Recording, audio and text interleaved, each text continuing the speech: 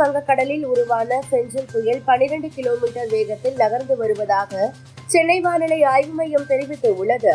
புயல் சென்னைக்கு அருகில் 140 கிலோமீட்டர் தூரத்தில் மையம் கொண்டு உள்ளது. நாகையிலிருந்து வடகிழக்கு 210 கிலோமீட்டர், புதுச்சேரியிலிருந்து தென்கிழக்கு திசையில் 150 கிலோமீட்டர் தொலைவில் மையம் கொண்டு உள்ளது. காரைக்கால் மாமல்லபுரம் இடையே புயல் கரையை கடக்கும் போது மணிக்கு 90 கிலோமீட்டர் வேகத்தில் காற்று வீசும் என எச்சரிக்கை விடப்பட்டு உள்ளது. புயல் இன்று பிற்பகல் கரையை கடக்கும் என கூறப்பட்ட நிலையில் இன்று மாலைதான் கரையை கடக்கும் என புதிய தகவல் வெளியாகியுள்ளது. பெஞ்சல் புயல் காரணமாக சென்னையில் நேற்றிரவு முதல் தொடர்ந்து மழை பெய்து வருகிறது. தற்போது சென்னை மற்றும் புறநகர் பகுதிகளில் காற்றுடன் கூடிய கனமழை பெய்து வருகிறது. பெஞ்சல் புயல் நெருங்கி வரும் நிலையில் மாமல்லபுரத்தில் காற்றுடன் கூடிய கனமழை பெய்து வருகிறது. இதனிடையே சாலையில் தேங்கிய மழைநீரை ராட்சத மோட்டார்கள் மூலம் உடனுக்குடன் மாநகராட்சி பணியாளர்கள் அகற்றி வருகின்றனர். சென்னையில் பலத்த காற்றுடன் மழை பெய்து வரும் நிலையில் சென்னை மெட்ரோ ரயில்கள் இன்று வழக்கம் போல இயங்கும் என அறிவிக்கப்பட்டு உள்ளது. டெல்லியில் பிரதமர் மோடியை அவரது இல்லத்தில் கர்நாடக காங்கிரஸ் முதல் மந்திரி சித்தராமையாவும் துணை முதல் மந்திரி சிவகுமாரும் சந்தித்து பேசினர். அப்போது மேகதாது திட்டத்திற்கு அனுமதி கிடைக்கவில்லை. இத்திட்டத்திற்கு விரைவில் அனுமதி அளிக்கும்படி சம்பந்தப்பட்ட துறைகளுக்கு உத்தரவிட வேண்டும்.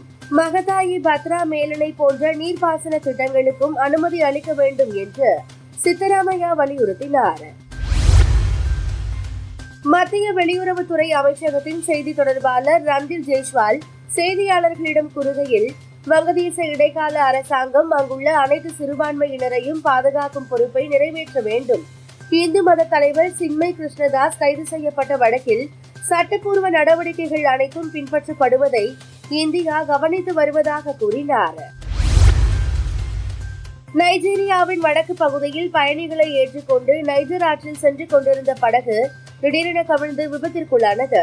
அந்த படகில் 200க்கும் அதிகமானோர் பயணித்தனர். மீட்பு பணியின் போது 27 பேர் சடலமாக மீட்கப்பட்டனர்.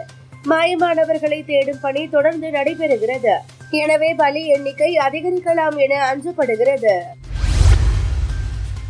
அமெரிக்காவில் வருடத்தின் விவசாய அறுவடைக்கு நன்றி சொல்லும் வகையில் ஒவ்வொரு ஆண்டும் நவம்பர் மாதம் 4வது வியாழன் அன்று நன்றி செலுத்துதல் நிகழ்ச்சி கொண்டாடப்படுகிறது. விண்வெளி நிலையத்தில் இருந்தபடியே தேங்க்ஸ் கிவிங் கொண்டாடியுள்ளார் சுனிதா வில்லியம்ஸ். அவர் வீடியோ வாயிலாக பூமியில் உள்ளோருக்கு தேங்க்ஸ் கிவிங் வாழ்த்து சொல்லி இருக்கிறார். அந்த வீடியோவை நாசா வெளியிட்டு உள்ளது. உத்தரப்பிரதேச மாநிலம் லக்னோவில் நடந்து வரும் சையத் மோடி சர்வதேச பேட்மிண்டன் தொடரில் நேற்று நடந்த ஆண்கள் ஒற்றையர் பிரிவு காலிறுதிப் போட்டியில் இந்தியாவின் லக்ஷயா சென் சக நாட்டு வீரர் லுவுனக் மைனமை 21-8, 21-19 என்ற செட் கணக்கில் வீழ்த்தி அரையிறுதி சுற்றுக்கு முன்னேறியுள்ளார்.